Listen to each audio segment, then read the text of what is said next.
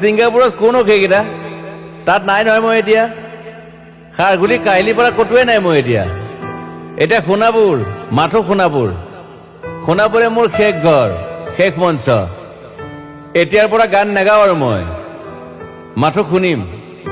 Specially মই night super কেইখনক কৈছো, উজনিলৈ অহা যোৱা কৰোঁতে সোণাপুৰৰ এই ঠাইখিনিতে মায়াবিনীটো ডাঙৰকৈ বজাবি। ৰৈ থাকিম উজাগৰি ৰাতিৰ বুকুত। মই আগতেও কৈছিলো আৰু এতিয়াও কৈছো, মোৰ কোনো জাতি নাই, মোৰ কোনো ধৰ্ম নাই।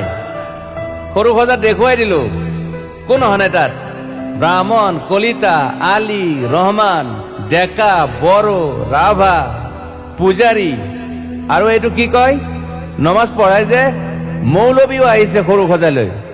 I love people, I love man. সেইবাবে মুখ্যমন্ত্ৰী হিমন্ত দাকো কৈছো, মই বিৰোধী দলকো কৈছো, লুৰি নকিল সকলোকে কৈছো, পলিটিক্স নকৰিবা বন্ধু। মই সৰু সজাইৰ মানুহৰ অসমখন বিচাৰিছিলো। চাই থাকিম সোণাপুৰৰ পৰা। খেলি মেলি হলে কষ্ট পাম, উভতিও আহিব নোৱাৰিম।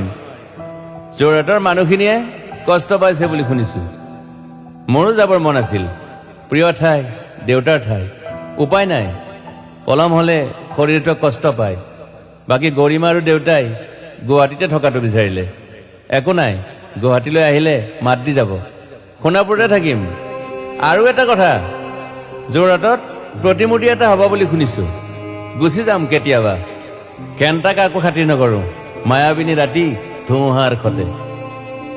মাজুলীবাসীয়ে দুখ নকৰিব দেই, মনত পৰিলে গাই দিব মাজুলীৰ এজনী ছোৱালী।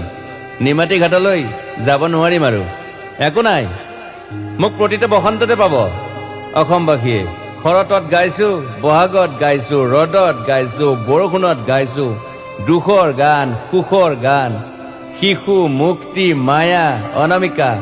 মাথো নতুন গান গাব নোৱাৰিম, বন্ধ হৈ থাকিল চেলা সকলো। এতিয়াৰ পৰা আৰু শুনিম শেষ মঞ্চখনৰ পৰা। সোণাপুৰেৰে পাৰ হৈ গলে গাই যাব কেতিয়াবা ধুমুহাৰ সতে।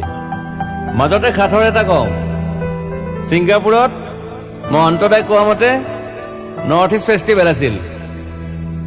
মই আগতেও কৈছো, সাগৰ মোৰ প্ৰিয়। সিদ্ধাৰ্থ, শেখৰ, মই একেলগে সাগৰ গলো। পিছত গম পালো খেন্থা মই মৰি থাকিলো বোলে। বাকী নাজানো ক'ত কি হ'ল। শেখৰো নাই, সিদ্ধাৰ্থো নাই। অকলে অকলে কফি নেতাত দিল্লী হৈ সৰু সজাই পালো। বাট আই লাইক পিচ। মই শান্তি বিচাৰো।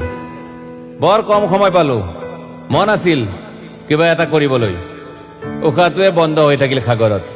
বাকী মোৰ দুখৰ মানুহজনী চিনি পাই নাই আপোনালোকে? য়েছ, গৰিমাৰ কথাকে কৈছো। মই নাথাকিলেও তাইৰ আৰু দেউতাৰ খবৰ ল'ব আপোনালোকে। মই নাথাকিলেও বিহু হ'ব লাগিব অসমত।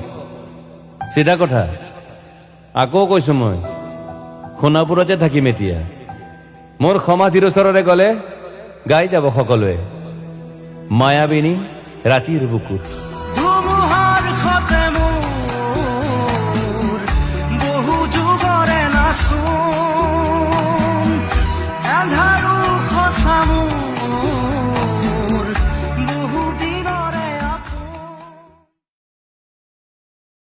इस डिब्बे में क्या है? नेहा के शेफ बनने का पहला कदम है।